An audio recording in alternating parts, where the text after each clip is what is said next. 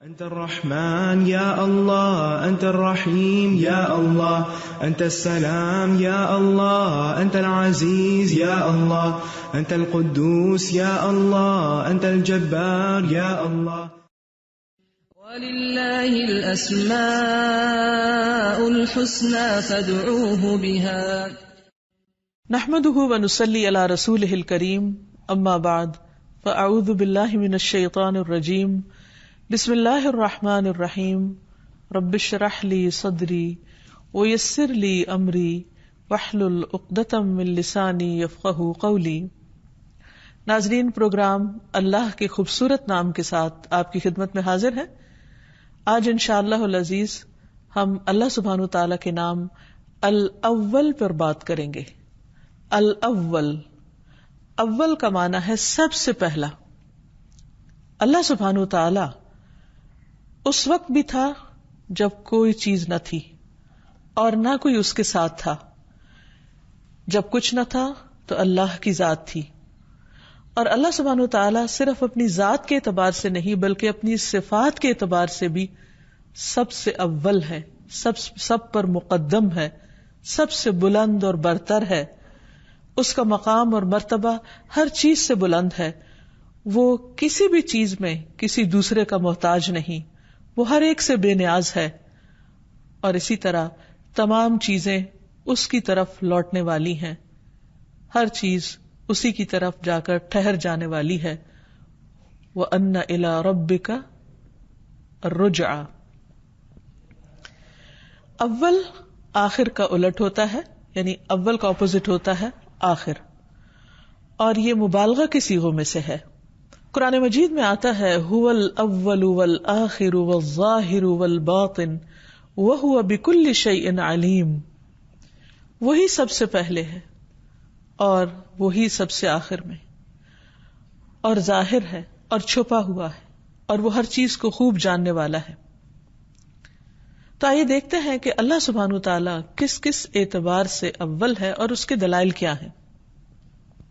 سب سے پہلی چیز تو زمانے کے اعتبار سے اول ہے، یعنی اللہ سبحانہ تعالی اپنے زمانے میں اپنے سوا ہر چیز پر مقدم ہے۔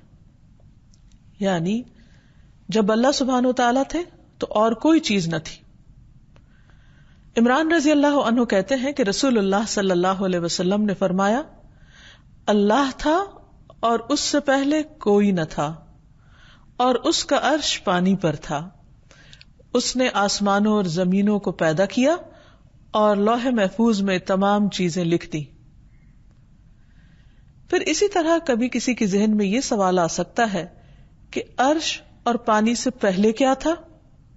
تو اس کا جواب یہ ہے کہ اللہ سبحانہ تعالیٰ نے ہمیں اس کے بارے میں کچھ نہیں بتایا، اور ہمارا علم یہاں تک روک دیا۔ اگر بفرض محال کوئی یہ کہے بھی کہ عرش سے پہلے فلاں چیز تھی، تو پھر یہی سوال پیدا ہوگا کہ اس سے پہلے کیا تھا۔ اگر کسی اور چیز کا نام لیا جائے تو پھر یہ سوال ہوگا کہ اس سے پہلے کیا تھا، تو اس سے پہلے کیا اور اس سے پہلے کیا، تو یہ ایک اینڈ لیس کوسچن ہو جائے گا۔ لہٰذا اللہ سبحانہ تعالیٰ نے یہاں آ کر سٹاپ لگا دیا۔ اور بعض اوقات شیطان دل میں یہ خیال ڈالتا ہے، یہ وسوسہ ڈالتا ہے کہ اچھا پھر اگر ہر چیز کو اللہ نے پیدا کیا تو اللہ کو کس نے پیدا کیا؟ تو اس کے بارے میں نبی صلی اللہ علیہ وسلم نے ہمیں سکھایا ہے کہ اگر دل میں یہ خیال آئے تو بس یہ کہو آمنت باللہ، میں اللہ پر ایمان لایا، اللہ ہی بہتر جانتا ہے۔ اور پھر یہ کہ اللہ سبحانہ تعالی ہمیشہ سے ایگزسٹ کرتا ہے، اور باقی سب کچھ اس کا بنایا ہوا ہے، اور اس نے اپنی قدرت سے ہر چیز کو پیدا کیا ہے، اور وہ ہر چیز پر غلبہ بھی رکھتا ہے۔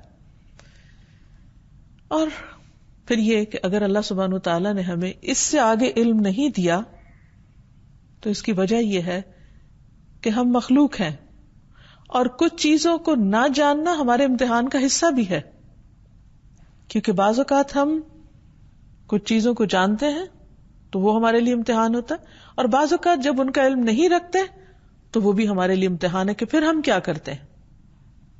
تو یہ اللہ کی مصلحت، جس نے ہمیں پیدا کیا، وہ جو چاہے ہمیں سکھائے اور جو چاہے نہ سکھائے۔ سلیمان تیمی رحمہ اللہ نے فرمایا اگر کوئی مجھ سے پوچھے کہ اللہ کہاں ہے، میں کہوں گا پانی پر.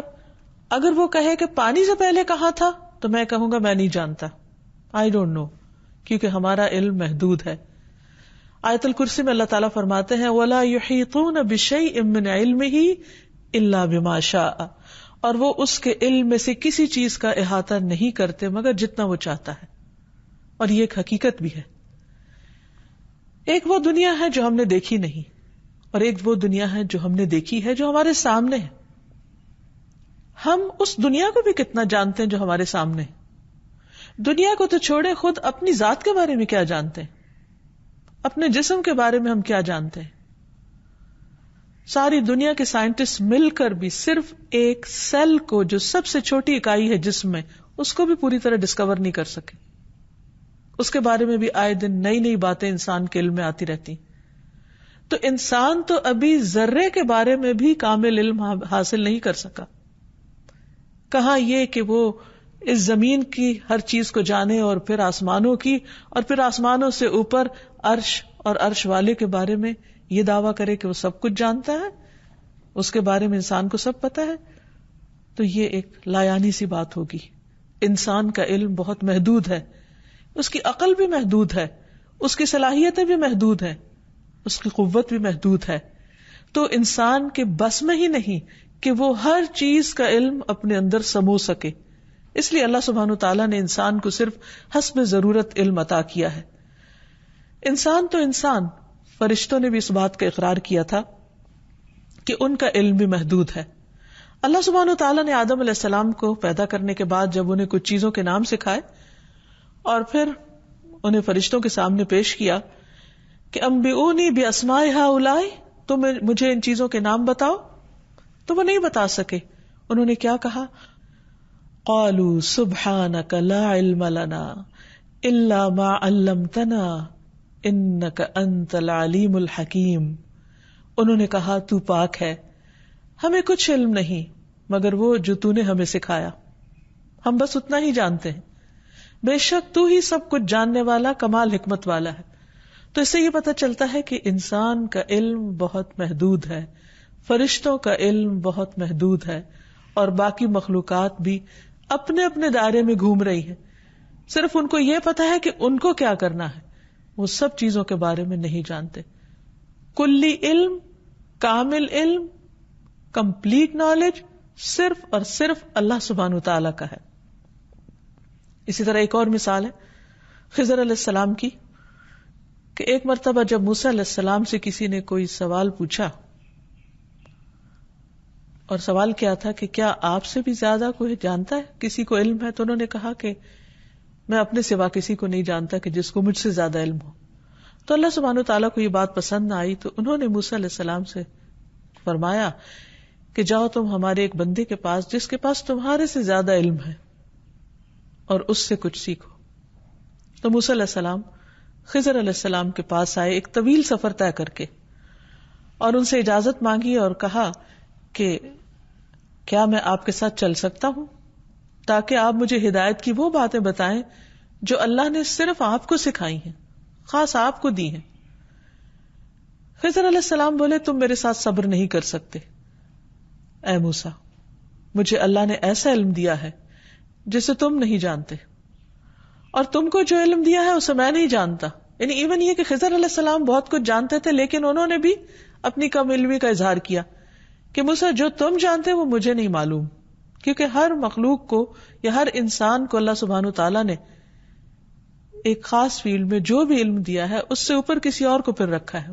قرآن مجید میں آتا ہے وَفَوْقَ كُلِّ ذِي عِلْمٍ عَلِيمٍ، ہر علم والے کے اوپر ایک اور علم والا ہے.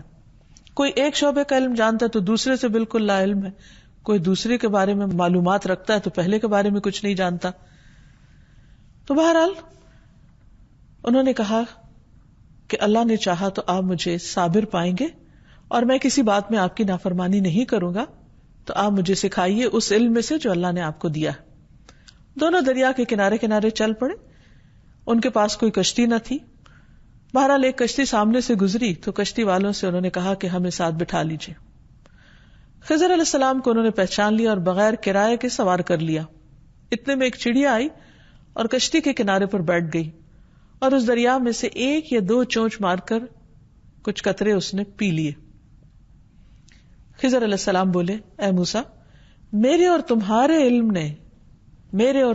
علم نے جبکہ دونوں کے پاس الگ الگ ہے اور باقی مخلوق کے مقابلے میں کہیں زیادہ، کہا کہ میرے اور تمہارے علم نے اللہ کے علم میں سے اتنا ہی کم کیا ہوگا جتنا چڑیا نے اس پانی سے. یعنی اتنے وسیع و عریض دریا یا سمندر جو بھی سامنے تھا، اس میں سے ایک چڑیا کی چونچ میں زیادہ زیادہ کیا گیا. تو گویا اللہ سبحانہ و تعالیٰ کے علم کے مقابلے میں انسان کا علم، اور وہ بھی ایک عام انسان نہیں، پیغمبر اور ایک اللہ کے خاص چنے ہوئے بندے جن کو اللہ سبحانہ و تعالیٰ نے بہت کچھ سکھایا تھا، ان کا علم اتنا معمولی ہے، تو پھر باقی انسانوں کا کیا حال ہوگا. پھر اسی طرح الاول کا معنی یہ بھی ہے کہ وہ اپنی صفت کمال میں سب سے مقدم، سب سے آگے، یعنی اس کی جو بھی صفات ہیں ان میں سے ہر صفت میں وہ سب سے اول درجے پر ہے. اس کی مخلوق میں سے کسی کے پاس بھی وہ نہیں جو اللہ رب العالمین کے پاس ہے. برابر ہونا تو دور کی بات، اس کے قریب بھی نہیں پہنچتا کوئی. وہ اپنی ذات میں، اپنی صفات میں، اپنے افعال میں، اپنے کاموں میں، اپنے ایکشن میں، اپنے علم میں، اپنی قدرت میں، ہر چیز میں مخلوق سے کہیں بالا و برتر ہے. پھر اسی طرح یہ کہ اللہ سبحانہ و تعالی کے علاوہ اولیت کسی کو حاصل نہیں، حتیٰ کہ انبیاء علیہم السلام جو ہے وہ بھی اللہ سبحانہ و تعالی کے مقام پر نہیں ہے. لیکن یہ بات بہت ہی تکلیف کی بات ہے کہ نبی صلی اللہ علیہ وسلم نے اس چیز کے بارے میں اپنی امت کو خبردار کیا، اپنی امت کو ڈرایا کہ میرے بارے میں غلو نہ کرنا، مجھے میرے مقام سے آگے نہیں بڑھانا. لیکن اس کے باوجود بعض اوقات امت میں اللہ سبحانہ وتعالیٰ کے مقابلے میں نبی صلی اللہ علیہ وسلم کے مقام کو زیادہ کر دیا جاتا ہے، حالانکہ اول مقدم سب سے برتر اللہ سبحانہ وتعالیٰ ہی کی ذات ہے. محمد الرسول اللہ صلی اللہ علیہ وسلم اللہ کے محبوب ہیں، اللہ کے چنے ہوئے ہیں. اللہ سبحانہ وتعالیٰ نے انہیں تمام مخلوقات پر فوقیت عطا کی ہے، تمام انسانوں پر فوقیت عطا کی ہے. لیکن وہ اپنے آپ کو کیا کہتے ہیں؟ عبداللہ و رسولہ. اور ہمیں بھی کس بات کا حکم دیا گیا ہے کہ ہم کس چیز کی گواہی دیں کہ محمد صلی اللہ علیہ وسلم کون ہے؟ وَأَشْهَدُ أَنَّ مُحَمَّدًا عَبْدُهُ وَرَسُولُهُ، میں گواہی دیتا ہوں کہ محمد صلی اللہ علیہ وسلم اس کے بندے اور اس کے رسول ہیں. اسی لیے تو آپ صلی اللہ علیہ وسلم سب سے زیادہ اللہ سبحانہ وتعالیٰ کے حضور کھڑے رہتے ہیں، اتنی دیر کہ آپ کے قدم مبارک سوج جاتے ہیں، طویل ترین رکوع کرتے ہیں، طویل ترین سجدے کرتے ہیں، اور ہر موقع پر دعائیں کرتے ہوئے اپنی بندگی اور عاجزی کا اظہار کرتے ہیں، کیونکہ اصل بلندی تو اللہ سبحانہ وتعالیٰ ہی کو حاصل ہے. ابن عباس کہتے ہیں کہ انہوں نے حضرت عمر کو منبر پہ یہ کہتے ہوئے سنا کہ میں نے نبی صلی اللہ علیہ وسلم سے سنا، آپ نے فرمایا مجھے میرے مرتبے سے زیادہ نہ بڑھاؤ، جیسے عیسیٰ علیہ السلام کو نصارہ نے ان کے رتبے سے زیادہ آگے بڑھا دیا. میں تو صرف اللہ کا بندہ ہوں، اس لیے یہی کہا کرو کہ میں اللہ کا بندہ اور اس کا رسول ہوں. انس بن مالک کہتے ہیں کہ ایک مرتبہ ایک شخص نے نبی صلی اللہ علیہ وسلم کو مخاطب کر کے کہا، اے محمد، اے ہمارے سردار، اے سردار کے بیٹے، اے ہمارے بہترین اور اے ہم میں سے بہترین کے بیٹے. تو نبی صلی اللہ علیہ وسلم نے فرمایا، لوگو تقوی کو اپنے اوپر لازم کر لو، شیطان تمہارے ہوش گم نہ کرنے پائے. میں صرف محمد بن عبداللہ ہوں، اللہ کا بندہ اور اس کا رسول ہوں. اللہ کی قسم مجھے یہ چیز پسند نہیں ہے کہ تم مجھے میرے مرتبے سے بلند کرو، اس مرتبے سے جو اللہ نے میرے لیے رکھا ہے. یعنی نبی صلی اللہ علیہ وسلم کو خود اپنے لیے وہی مقام پسند تھا جو اللہ سبحانہ وتعالیٰ نے ان کو عطا کیا. ابن عباس کہتے ہیں کہ ایک شخص نے کہا، جو اللہ چاہے اور جو آپ چاہیں. تو آپ نے فرمایا، تم نے مجھے اللہ کا شریک بنا دیا. یوں کہو کہ جو اکیلا اللہ چاہے، یعنی کوئی چیز اس وقت تک نہیں ہوتی جب تک کہ اللہ نہ چاہے، یا اللہ چاہے تو کام ہوتا ہے. تو اس لیے اس میں کسی بندے کو شریک کرنا یہ شرک میں شامل ہو جاتا ہے. پھر اسی طرح اللہ سبحانہ وتعالی اپنی تخلیق کے اعتبار سے بھی اول ہے، یعنی سب سے پہلے اسی نے چیزوں کو ایجاد کیا، ان کی صورت بنائی، ان کی تخلیق کی، اور ہر چیز پہلی بار اللہ ہی نے بنائی. آج انسان جو کچھ بنا رہے ہیں اور اس پر وہ حیران ہوتے ہیں اور انسانوں کی بڑائیاں بیان ہوتی ہیں، وہ اگر دیکھا جائے تو سب کچھ کہاں سے بنا؟ مثلا ایک بلند و بالا عمارت جس پر لوگوں کو بہت فخر ہوتا ہے اور اس پر وہ اپنے آپ کو دوسرے قوموں کے مقابلے میں بلند سمجھتے ہیں، اگر دیکھا جائے تو جس چیز سے انہوں نے یہ عمارت بنائی وہ کس نے بنایا تھا؟ اس میں جو لوہا استعمال ہوا وہ کہاں سے آیا؟ جو پتھر استعمال ہوا، جو سیمنٹ استعمال ہوا، جو لکڑی استعمال ہوئی، جو باقی تمام مٹیریل، وہ کہاں سے آیا؟ وہ کس نے بنایا تھا؟ انسان تو صرف اس کی جوڑ توڑ کر رہا ہے، صرف اس کی ایک مخصوص شکل بنا رہا ہے. حقیقت یہ ہے کہ ان سب چیزوں کو بھی اول بنانے والا، سب سے پہلے بنانے والا اللہ سبحانہ تعالیٰ ہی ہے. پھر اسی طرح پیدائش کی ابتدا اللہ سبحانہ تعالیٰ نے کی ہے، یعنی انسانوں کی پیدائش کی بھی. سورۃ الانبیاء میں آتا ہے کما بدأنا اول خلق نعیدہ وعدا علینا انا کنا فاعلین. جس طرح ہم نے پہلی پیدائش کی ابتدا کی، اول مرتبہ بنایا، ہم اسے لوٹائیں گے. دوبارہ بنانا ہمارے لیے کچھ مشکل نہیں، یہ ہمارے ذمہ وعدہ ہے، یقیناً ہم ہمیشہ وعدہ پورا کرنے والے ہیں. سورۃ یاسین میں آتا ہے قل یحییھا الذی انشأھا اول مرہ وہو بکل شیء علیم. کہہ دیجئے انہیں وہ زندہ کرے گا جس نے انہیں پہلی مرتبہ پیدا کیا اور وہ ہر طرح کا پیدا کرنا خوب جانتا ہے.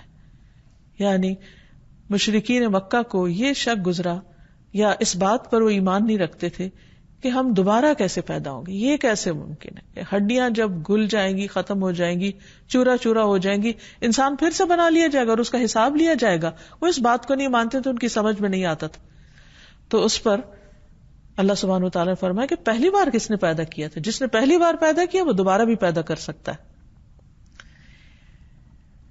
اللہ سبحانہ وتعالیٰ نے بے شمار چیزیں بنائی، لیکن یہ بھی یاد رہے کہ سب سے پہلی چیز جو اس نے بنائی وہ قلم تھا. عبادہ بن صامت نے اپنے بیٹے سے کہا میں نے رسول اللہ صلی اللہ علیہ وسلم کو فرماتے ہوئے سنا کہ پہلی چیز جو اللہ تعالیٰ نے بنائی وہ قلم تھا. پھر اس سے فرمایا کہ لکھو، اس کو حکم دیا لکھو. تو اس نے کہا میرے رب کیا لکھوں؟ اللہ تعالیٰ نے فرمایا ہر چیز کی تقدیر لکھو یہاں تک کہ قیامت قائم ہو جائے. اے میرے بیٹے، میں نے رسول اللہ صلی اللہ علیہ وسلم سے سنا ہے جو اس اعتقاد کے بغیر مر گیا وہ مجھ سے نہیں. یعنی نہ صرف یہ کہ ہمیں یہ ماننا چاہیے کہ اللہ سبحانہ وتعالیٰ نے پہلی چیز قلم بنائی، بلکہ یہ بھی کہ اللہ سبحانہ وتعالیٰ نے چیزوں کو پیدا کرنے سے پہلے ان کے بارے میں ساری معلومات قلم کو حکم دیا اور اس نے لکھ لی. یعنی اللہ سبحانہ وتعالیٰ کا علم اتنا مکمل ہے کہ ابھی جو چیزیں وجود میں نہیں آئیں اور ان کی رنگ، شکل، ان کے تعداد، ان سے متعلق ہر چیز لوح محفوظ میں لکھی ہوئی ریکارڈ میں موجود ہے. تو آپ سوچئے کہ اس کا علم کتنا وسیع ہوگا. پھر اللہ سبحانہ تعالی نہ صرف یہ کہ سب سے پہلے بنانے والا ہے بلکہ اپنی تمام چیزوں پر پوری قدرت بھی رکھتا ہے، وہ قادر بھی ہے. پھر یہ بات بھی یاد رہے کہ اللہ سبحانہ تعالی الاول ہونے کے ساتھ ساتھ فاعل یعنی کام کرنے والا اور قادر پوری قدرت والا بھی ہے. اس کی صفت یہ ہے کہ وہ ہمیشہ سے آخر تک یعنی شروع سے آخر تک کریٹر بھی ہے اور جتنی بھی اس کی کریشن ہے سب اس کے کنٹرول میں بھی ہے، اور پھر ان کے اندر جو جیسی چاہے وہ تبدیلی بھی کر سکتا ہے. تو جب وہ اول ہے جس سے پہلے کوئی چیز نہیں، تو اس کے ساتھ ساتھ یہ بھی یاد رہے کہ وہ اپنی مخلوق کے اندر جو چاہتا ہے کرتا ہے، جس وقت چاہتا ہے کرتا ہے. قرآن مجید میں آتا ہے ذو العرش المجید فعال لما یرید، کہ وہ بہت بزرگ عرش والا ہے یا عرش کا مالک ہے، بڑی شان والا ہے، جو چاہتا ہے کر گزرتا ہے. اب یہ کہ جب ہمیں اللہ سبحانہ وتعالیٰ کی اس صفت کی پہچان ہو گئی کہ وہی اول ہے اور اس سے پہلے کچھ نہ تھا اور ہر چیز کو اسی نے بنایا اور ہر چیز اسی کے قبضہ قدرت میں ہے، تو پھر ہمیں اس کی اس صفت کے ساتھ دعا بھی کرنی چاہیے، اس کے اس نام کے ساتھ اس کو پکارنا بھی چاہیے، اور اللہ سبحانہ وتعالیٰ کو پکارتے ہوئے اولیت دینی چاہیے، یعنی دعا کرتے ہوئے اپنی حاجات مانگنے کی بجائے سب سے پہلے اللہ کا ذکر کرنا چاہیے. اسی لیے جس دعا کے شروع میں اللہ سبحانہ وتعالیٰ کی تسبیح بیان کی جاتی ہے، درود شریف پڑھا جاتا ہے، وہ دعا قبول ہوتی ہے. اور یہ دعا مانگنے کا سلیقہ اور ادب بھی ہے. یعنی سب سے پہلے چھوٹتے ہی اپنی حاجت نہ رکھے انسان کہ اللہ یہ چاہیے، بلکہ سب سے پہلے اللہ سبحانہ وتعالیٰ کی تعریف کی جائے، اس کی پاکی بیان کی جائے، اس کا ذکر کیا جائے. اور یہاں تک کہ ہم دیکھتے ہیں کہ بعض دعاؤں میں صرف اللہ کی تعریف بیان کی گئی ہے، اس میں مانگا کچھ بھی نہیں گیا، لیکن اس کے باوجود اللہ چونکہ ہمارے دلوں کے حال بھی جانتا ہے تو وہ ہمیں صرف اس تسبیح پر بن مانگے بھی عطا کر سکتا ہے. اسی لیے تکلیف اور دکھ کے موقع پر نبی صلی اللہ علیہ وسلم نے جو دعا سکھائی، اللہ اللہ ربی لا اشرک بہ شیئا، تو اس میں صرف اللہ سبحانہ تعالیٰ کی توحید کا بیان ہے کہ وہ شرک سے پاک ہے، لیکن ایسا کچھ مانگا نہیں گیا کہ اس تکلیف کو دور کر دے یا رب، یا اس پریشانی کو دور کر دے. تو اس سے یہ پتہ چلتا ہے کہ اللہ سبحانہ تعالیٰ کا ذکر ہر چیز سے پہلے ہونا چاہیے. اور ویسے بھی عام روزمرہ زندگی میں جب کہیں بھی کسی چیز کا ذکر کرنا ہو، مثلاً اللہ سبحانہ تعالیٰ کا ذکر کریں اور آپ کسی بندے کا ذکر کریں، اللہ تعالیٰ کا شکر ادا کریں اور بندے کا شکریہ ادا کریں، تو اس میں ہمیشہ اللہ سبحانہ تعالیٰ کو اولیت دیں. اسی طرح اگر مثلاً آپ ایک آیت کوٹ کر رہے ہیں اور پھر نبی صلی اللہ علیہ وسلم کی کوئی حدیث بیان کر رہے ہیں تو پہلے آیت کوٹ کریں گے پھر حدیث بیان کریں گے. یعنی کسی بھی معاملے میں کہیں بھی پہلے اللہ کا ذکر ہوگا، سب پر مقدم، سب سے پہلے. پھر اسی طرح رات کو سوتے وقت اس نام سے اللہ کو پکار کر اپنی پریشانیاں اللہ کے سامنے رکھنی چاہیے. سہیل کہتے ہیں کہ ہم میں سے جب کوئی سونے کا ارادہ کرتا تو ابو صالح دائیں کروٹ پہ لیٹنے کو کہتے اور یہ دعا پڑھنے کا حکم دیتے اور کہتے کہ یہ دعا نبی صلی اللہ علیہ وسلم کی بتائی ہوئی ہے.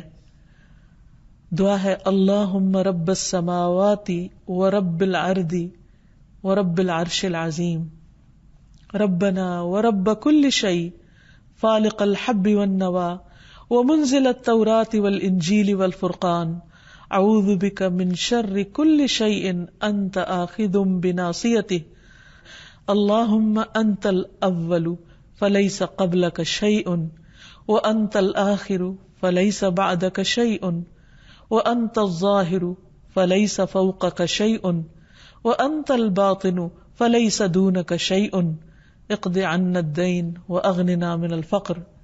اے اللہ، اے آسمانوں اور زمینوں کے پروردگار، اے ہمارے رب، اے ہر چیز کے رب، اے دانے اور گٹلی کو چیرنے والے، اے تورات، انجیل اور قرآن کے نازل کرنے والے، میں تجھ سے ہر شر پہنچانے والی چیز کے شر سے پناہ مانگتا ہوں.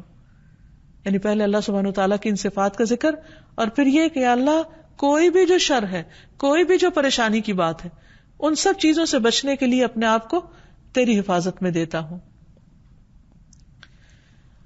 اور ہر اس چیز کو جو شر پہنچانے والی ہے تو اسے اس کے بالوں سے پکڑنے والا، یعنی وہ تیرے قبضے قدرت میں ہے. تو سب سے پہلے ہے، تجھ سے پہلے کچھ نہیں، تو ہی آخر ہے، تیرے بعد کچھ نہیں. تو سب سے اوپر ہے، تیرے اوپر کچھ نہیں، اور تو ہی باطن میں ہے، تجھ سے مخفی کوئی چیز نہیں. اے اللہ میرے قرض ادا کر دے اور مجھے فقر سے بے نیاز کر دے. تو ان ساری پریشانیوں کو دور کرنے کے لیے اللہ سبحانہ وتعالیٰ کی ان صفات کے ساتھ اللہ تعالیٰ کو پکارنا چاہیے. پھر یہ کہ اس نام کا بندے کی زندگی پر ایک اثر ہونا چاہیے. جب ہم اللہ تعالیٰ کو الاول مان لیں تو پھر اس کی جھلک ہمارے عمل میں، ہمارے کردار میں، ہماری سوچ میں، ہمارے خیالات میں ہونی چاہیے. سب سے پہلی بات یہ کہ اس بات پر ہمارا پورا یقین ہونا چاہیے کہ اللہ تعالیٰ اپنی ذات اور اپنی صفات میں سب سے پہلے ہے، اول ہے، مقدم ہے. باقی سب کام اپنی جگہ، حقوق العباد بھی اپنی جگہ، بندوں کی خدمت، سارے کام دنیا کے، خود کھانا پینا سونا، اپنی دیگر ضروریات پوری کرنا، مختلف چیزوں سے تعلق رکھنا، ان کی محبت دل میں ہونا، سب چیزیں اپنی اپنی جگہ پر ہیں. لیکن ان سب میں سب سے پہلا حق، اول حق اللہ سبحانہ وتعالی کا ہو، کیونکہ وہ اول ہے. پھر ہر چیز اسی کی طرف لوٹائی جائے، کیونکہ ہر چیز کا مرجع اور منتہا اللہ رب العالمین ہے. پھر اس ذات پر بھروسہ جس نے ہماری ابتدا کی اور جس کے پاس ہماری انتہا ہے. جیسے قرآن مجید میں آتا ہے وَهُوَ الَّذِي يَبْدَأُ الْخَلْقَ ثُمَّ يُعِيدُهُ وَهُوَ أَهْوَنُ عَلَيْهِ وَلَهُ الْمَثَلُ الْأَعْلَى فِي السَّمَاوَاتِ وَالْأَرْضِ وَهُوَ الْعَزِيزُ الْحَكِيمُ. وہی ہے جو خلق کو پہلی بار پیدا کرتا ہے، سب سے پہلے اسی نے بنایا، پھر دوبارہ بھی پیدا کرے گا، اور وہ اسے زیادہ آسان ہے، اور آسمانوں اور زمین میں سب سے اونچی شان اسی کی ہے، اور وہی سب پر غالب اور حکمت والا ہے. پھر یہ کہ جب ہم اللہ کو اول مان لیں اور اس کو اپنی پرائرٹی نمبر 1، ترجیح نمبر 1 رکھیں اپنی زندگی میں کہ میرے لیے سب سے اہم ترین کام اس کو خوش کرنا ہے، تو پھر نیکیوں میں ہم اولیت اختیار کریں، نمبر 1 ہو، عبادت ہماری نمبر 1 درجے کی ہو، ہمارا اخلاق نمبر 1 درجے کا ہو، ہمارے دوسروں کے ساتھ معاملات نمبر 1 ہو، اور یہ سب کچھ ہم اللہ سبحانہ وتعالیٰ کی رضا کے لیے کریں اور نیکیوں کے کام میں آگے بڑھیں.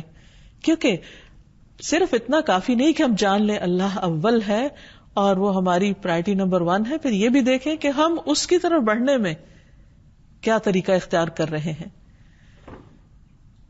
پھر اس کا یہ مطلب نہیں کہ جب ہم اللہ سبحانہ وتعالیٰ کی طرف بڑھیں یا نیکی کے کام کریں تو پھر ہم جنت کی خواہش نہ رکھیں، کیونکہ بعض لوگ یہ کہتے ہیں کہ اچھا اگر اللہ کے لیے کرنا ہے تو پھر جنت کی ہرس دل میں نہیں ہونی چاہیے. حالانکہ یہ بات درست نہیں ہے. نبی صلی اللہ علیہ وسلم کے پاس ایک بدو آیا اور کہنے لگا مجھے ایسا کام بتائیے کہ میں کروں تو جنت میں داخل ہو جاؤں. تو صاف صاف اپنا مدعا رکھا. یعنی اس میں کوئی کانفلکٹ نہیں، کوئی کنٹراڈکشن نہیں ہے کہ اگر ہم اچھا کام کرتے ہیں اللہ کو خوش کرنے کے لیے اور اللہ کی رضا کے لیے تو جنت کی خواہش دل میں نہ ہو. وہ رکھی جا سکتی، کیونکہ نبی صلی اللہ علیہ وسلم کی خدمت میں ایسا سوال کیا گیا اور آپ نے اس پر اس بدو کو بتایا کہ اللہ کی عبادت کرو، کسی کو شریک نہ ٹھہراؤ، اس کا فرض نماز قائم کرو، زکوٰۃ دو اور رمضان کے روزے رکھو. تو وہ کہنے لگا اس ذات کی قسم جس کے ہاتھ میں میری جان ہے، میں اس پر نہ کوئی زیادتی کروں گا نہ میں کمی کروں گا. جب وہ منہ موڑ کے جانے لگا تو نبی صلی اللہ علیہ وسلم نے فرمایا اگر کوئی ایسے شخص کو دیکھنا چاہے جو جنت والوں میں سے ہو تو اس شخص کو دیکھ لے. تو گویا جنت کا سوال کرنا، جنت کی خواہش رکھنا، اس میں کوئی برائی نہیں ہے، اور اس سے اللہ سبحانہ وتعالیٰ کی شان میں کوئی فرق نہیں آتا، کیونکہ اس نے خود اس کا حکم دیا، کیونکہ اسے ہماری کمزوریوں کا پتہ تھا کہ انسان کی خواہش اور تمنا کیا، اور یہ خواہشات بھی اسی نے بنائی ہیں ہمارے لیے. پھر اسی طرح یہ ہے کہ اللہ تعالیٰ کا حکم ماننے میں دیر نہیں کرنی چاہیے کہ اچھا جب سب لوگ کر لیں گے تو پھر میں بھی کر لوں گا. بعض لوگ صرف لوگوں کے یہ زمانے کے ٹرینڈ کو دیکھتے رہتے ہیں کہ کس چیز کا فیشن ہے، یہ کون سی چیز ان ہے، اگر وہ دین کی ہے تو وہ لیں گے.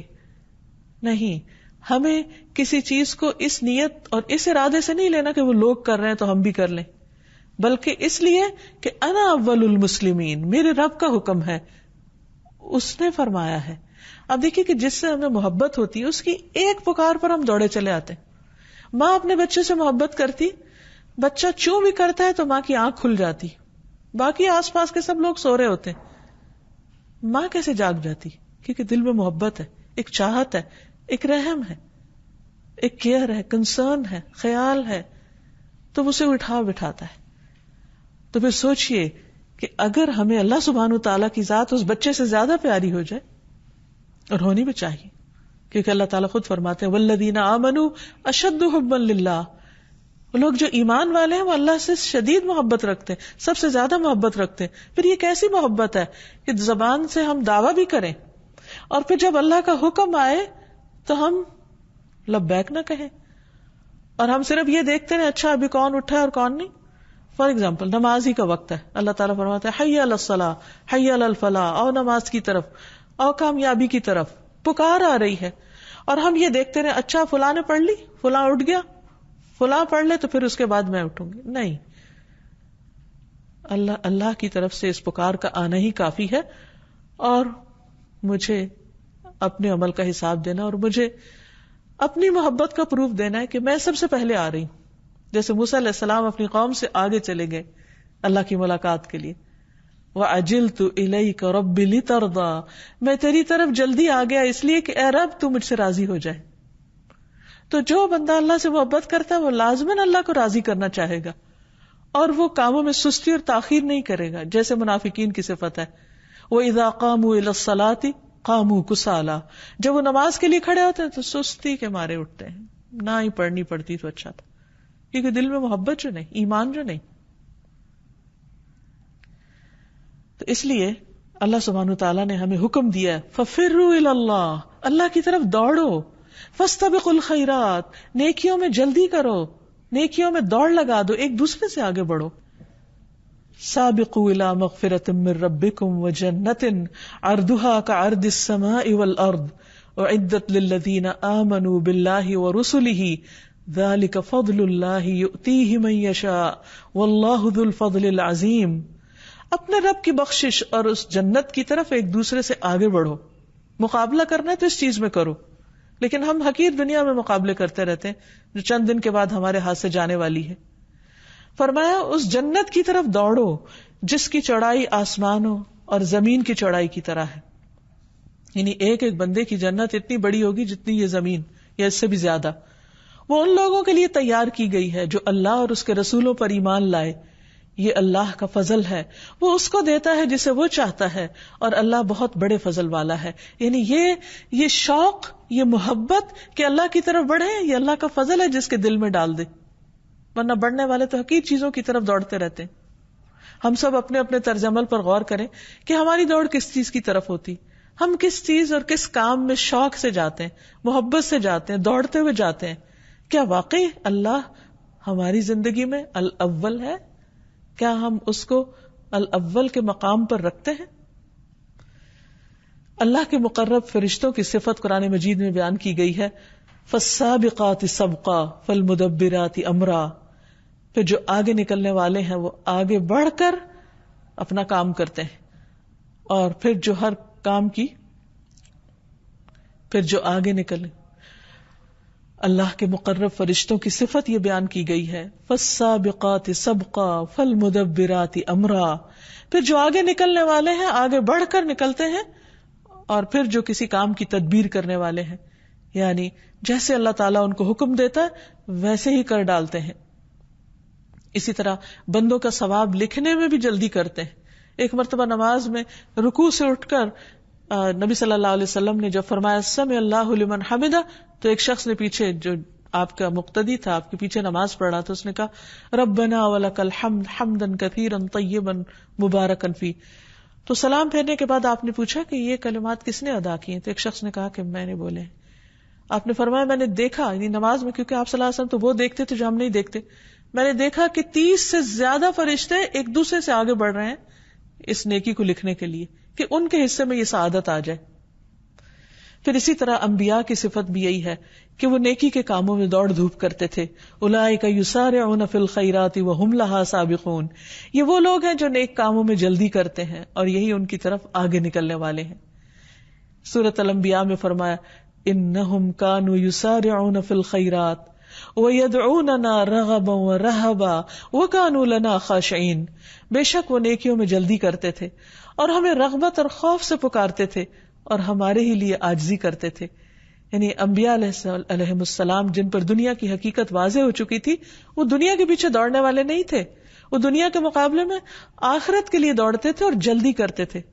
اسی طرح ہم صحابہ کرام کو دیکھتے ہیں کہ وہ نیک کاموں میں بہت جلدی کرتے تھے، دیر نہیں لگاتے تھے، اور پھر اس میں ایک دوسرے سے سبقت لے جاتے. مثلا ایک موقع پر عبداللہ بن مسعود جب قرآن پڑھ رہے تھے تو نبی صلی اللہ علیہ وسلم ان کی قرات سننے کے لیے کھڑے ہو گئے، اور پھر بعد میں آپ صلی اللہ علیہ وسلم نے فرمایا کہ مانگو تمہیں دیا جائے گا، اور واپس جاتے ہوئے کہا کہ اگر کوئی قرآن پڑھنا چاہے تو ان کی طرح پڑھے. تو یہ خوشخبری تھی جو حضرت عبداللہ بن مسعود کے بارے میں آپ نے بتائی. تو اس پر حضرت عمر نے سوچا کہ صبح کے وقت میں سب سے پہلے جا کر ان کو یہ خوشخبری سناؤں گا. لیکن ہوا کیا کہ جب وہ وہاں پہنچے تو ابو بکر پہلے ہی پہنچے ہوئے تھے. نبی صلی اللہ علیہ وسلم نے یہ بھی بتایا کہ ہر دور میں سبقت کرنے والے، یعنی یہ ایسا نہیں ہے کہ صرف فرشتے سبقت کرتے ہیں یا انبیاء نے سبقت کی اور صحابہ کرام نے سبقت کی. ہر دور میں ایسے لوگ موجود ہوں گے جو نیکی کے راہ میں، خیر کے راستے میں دوڑنے والے اور آگے بڑھنے والے. اور اللہ سبحانہ وتعالیٰ ایسے لوگوں کی کس قدر دانی فرماتے ہیں. نبی صلی اللہ علیہ وسلم نے فرمایا، اللہ تعالیٰ فرماتا ہے، اے ابن آدم تو میری طرف کھڑا ہو، میں تیری طرف چل کر آؤں گا. یعنی صرف انسان کھڑا ہو جائے تو اللہ تعالیٰ چل کے آئیں گے. تو میری طرف چل کر آ تو میں تیری طرف دوڑ کر آؤں گا. یعنی ایسا نہیں کہ ہمارا آگے بڑھنا ہمارے لیے صرف آگے بڑھنا ہی ہے، وہ ہمارے لیے بہت بڑی سعادت کی بات ہے، کیونکہ اللہ سبحانہ وتعالیٰ کی رحمت اس سے بھی تیزی کے ساتھ ہماری طرف بڑھتی ہے. اور ایسے لوگوں کی جزا کیا ہے. سورۃ التوبہ میں اللہ تعالیٰ فرماتے ہیں، والسابقون الاولون من المہاجرین والانصار والذین اتبعوہم باحسان رضی اللہ عنہم ورضوا عنہ وأعد لهم جنات تجری تحتها الأنہار خالدین فیہا ابدا ذلک الفوز العظیم. اور مہاجرین و انصار میں سے سبقت کرنے والے سب سے پہلے لوگ، اور وہ لوگ جو نیکی کے ساتھ ان کے پیچھے آئے، یعنی بعد کے دور میں بھی انہی کے راستے پہ چل رہے ہیں، اللہ ان سے راضی ہو گیا اور وہ اللہ سے راضی ہو گئے. اور اس نے ان کے لیے ایسے باغ تیار کیے جن کے نیچے نہریں بہتی ہیں اور ان میں وہ ہمیشہ رہنے والے ہیں. یہی بہت بڑی کامیابی ہے. پھر یہ کہ جو سابقون ہیں، آگے بڑھنے والے ہیں، ان کی جزا قرآن بتاتا ہے، والسابقون السابقون اولئک المقربون. جو پہل کرنے والے ہیں وہ آگے ہی بڑھنے والے ہیں اور وہی مقرب ہیں، یعنی اللہ سبحانہ وتعالیٰ کے قریب ترین ہیں. فی جنات النعیم، نعمتوں بھرے باغوں میں ہوں گے. ثلۃ من الاولین وقلیل من الاخرین، پہلے گروہ میں سے زیادہ ہوں گے اور بعد والوں میں سے کم ہوں گے. علی سرر موضونہ متکئین علیہا متقابلین یطوف علیہم ولدان مخلدون باکواب واباریق وکأس من معین لا يصدعون عنها ولا ينزفون وفاكهة مما يتخيرون ولحم طير مما يشتهون. سونے اور جواہر سے بنے ہوئے تختوں پر آرام کر رہے ہوں گے، ان پر تکیے لگائے ہوئے آمنے سامنے بیٹھنے والے ہوں گے، ان پر چکر لگا رہے ہوں گے وہ لڑکے جو ہمیشہ لڑکے ہی رہیں گے. ایسے کوزے اور سراہیاں اور لبالب بھرے ہوئے پیالے لے کر جو بہتی ہوئی شراب کے ہوں گے، وہ نہ اس سے سردرد میں مبتلا ہوں گے نہ بہکیں گے. اور ایسے پھل لے کر جنہیں وہ پسند کرتے ہیں، اور پرندوں کا گوشت لے کر جس کی وہ خواہش رکھتے ہیں. تو بات یہ ہے کہ السابقون الاولون بننے کے لیے ضروری ہے کہ ہم اچھے اچھے کام جلدی کریں، اول وقت میں کریں. مثلا نبی صلی اللہ علیہ وسلم نے دن کے پہلے حصے میں کام کرنے والوں کو برکت کی دعا دی.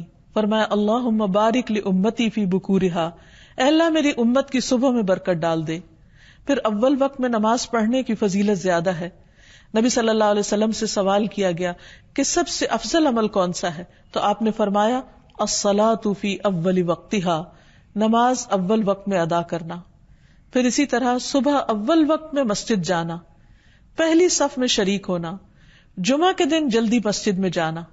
رسول اللہ صلی اللہ علیہ وسلم نے فرمایا، جس نے جمعہ کے دن غسل جنابت کیا پھر نماز کے لیے چلا گیا تو گویا اس نے ایک اونٹ کی قربانی کی، اور جو شخص دوسری گھڑی میں چلا تو گویا اس نے ایک گائے کی قربانی کی، جو تیسری میں گیا گویا اس نے ایک سینگ والا دمبا قربانی کیا، اور جو چوتھی گھڑی میں گیا گویا اس نے ایک مرغی قربان کی، اور جو پانچویں گھڑی میں چلا تو اس نے گویا ایک انڈا اللہ کی راہ میں دیا.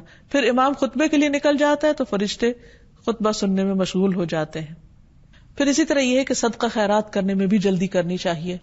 نبی صلی اللہ علیہ وسلم ایک مرتبہ عصر کی نماز پڑھانے کے بعد فوراً عجلت کے ساتھ کھڑے ہوئے اور لوگوں کی گردنیں پھلانگتے ہوئے اپنے ازواج میں سے کسی کے حجرے کی طرف تشریف لے گئے.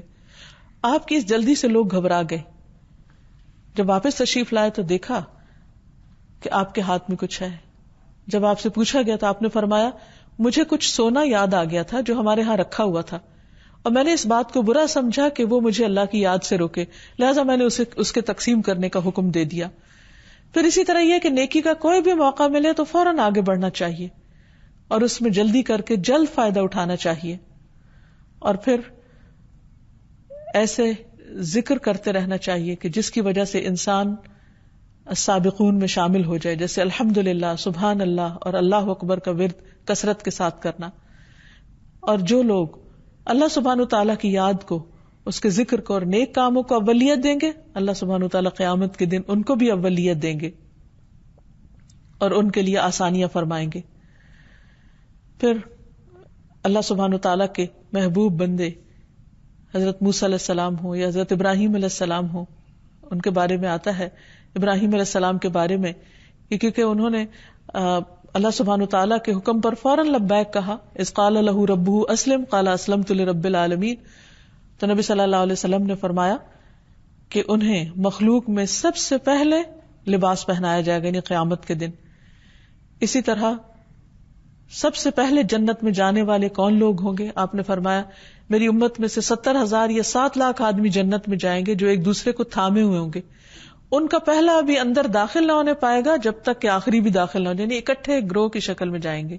ان کے چہرے 14ویں چاند کی طرح روشن ہوں گے. اور یہ ظاہر ہے وہ لوگ ہوں گے کہ جو اللہ سبحانہ وتعالیٰ کے حکم کو جلد ماننے والے ہیں.